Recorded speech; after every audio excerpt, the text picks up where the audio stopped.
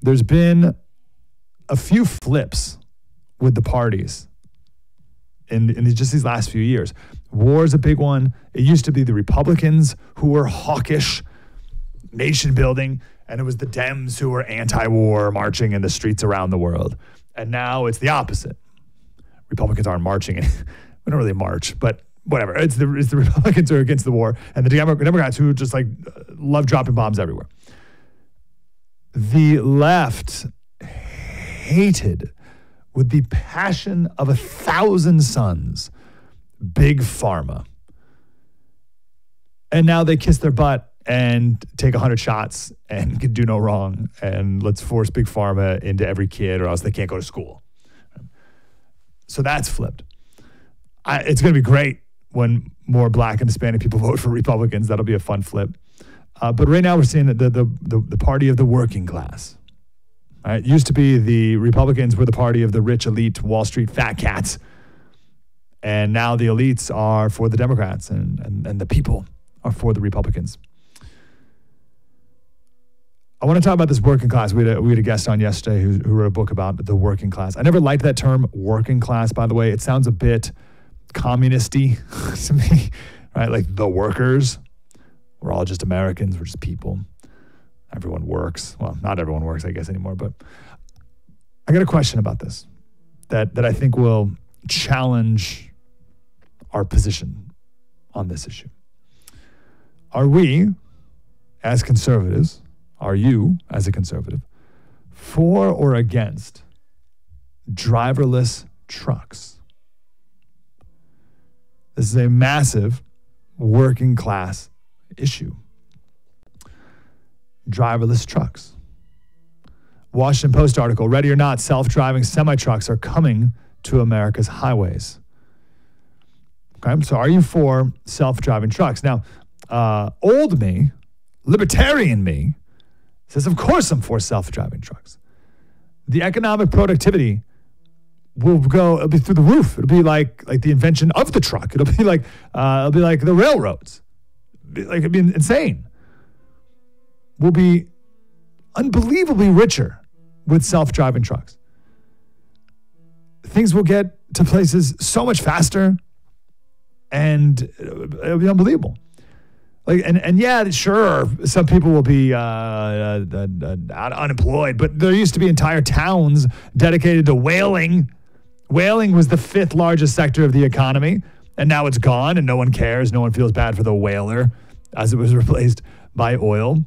So yeah, bring it on, driverless trucks. The example that old libertarian Mike used to give, of course, was the buggy whip. I don't know who gave that example first. I don't know if that was a Milton Friedman or a Henry Hazlitt example, but someone gave the buggy whip example. When the car was invented, someone was in the horse and buggy trade that they no longer are in anymore.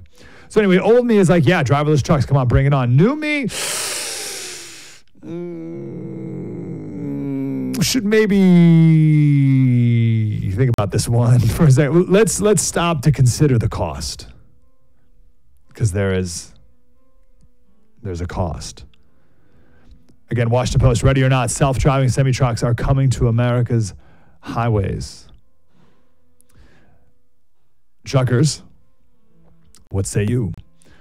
And I wonder if there's any truckers listening now who will say, no, Slater, this is actually good because this will result in the transportation of more goods, which will require more truckers to do the final mile or whatever that is, the last few miles or whatever, right? So that last part that can't be automated as easily. So I don't know, maybe that's there too. So there was a fact that went around a couple years ago. That's not entirely true, but you've heard the line that, maybe you've heard this before, that in the most common job in 29 states is truck driver. The most common job in 29 states is truck driver. It's not really true. That's based off of census numbers and the way that the Bureau of Labor Statistics categorizes different jobs. It's weird. Like they take retail sales and they put it into a bunch of different categories. But all truckers, anyone who drives a truck from an Amazon delivery driver to over the road, like they're all truck driver. So they categorize the jobs weird, but it doesn't matter. The point is there's a lot of truckers. And truckers have been pretty immune from globalization because you can't outsource a truck driver to China. right? You can't so that's one of the problems with manufacturing. One of the reasons why there's less of it now is because we outsource all these manufacturing jobs and automate all these manufacturing jobs. You can't do that with truckers. You can't outsource a trucker to China, and you can't automate a trucker until now. So I want to get truckers' perspective, but also just if you're not a trucker, how do we think about this now? How do we think about this now as the party of the working class? Right? Seriously. Because if you have automated trucks, that's it. There's no more truck drivers. Perched in the cab of a 35,000-pound semi-truck lumbering south on Interstate 45, A.J. Jenkins watched the road while the big rig's steering wheel slid through his hands. Jenkins was in the driver's seat, but he wasn't driving. The gigantic 18-wheeler was guiding itself. Over several miles on this popular trucking route between Dallas and Houston, the truck navigated tire debris, maneuvered around a raggedy-looking flatbed, slowed for an emergency vehicle. Exiting the highway, it came to an abrupt stop as a pickup jumped its turn at a four-way intersection. So right now, they still have people sit in the driver's seat. You still have a driver sit in the driver's seat, but they say just in case. But they say the goal by the end of the year, this company, by the end of the year, is there's no need for anyone to be in the truck at all.